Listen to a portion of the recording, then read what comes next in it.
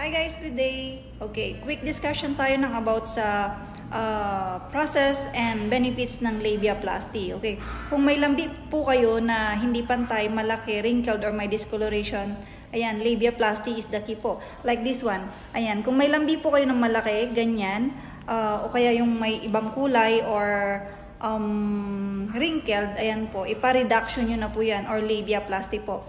After labiaplasty guys, ganito ang magiging itsura niya. Ayan, kung makikita nyo. Saglit lang po to ha. And then, ang benefits niya guys is mas comfortable po kayo. Mas boost yung confidence. At saka, better hygiene. Mas nalilinisan nyo ng maigi.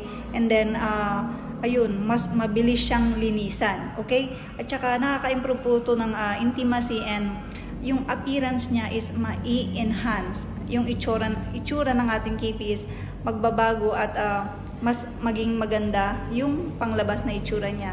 Okay, labiaplasty guys is under local anesthesia. 40 minutes lang po, may bago na po kayong kifi.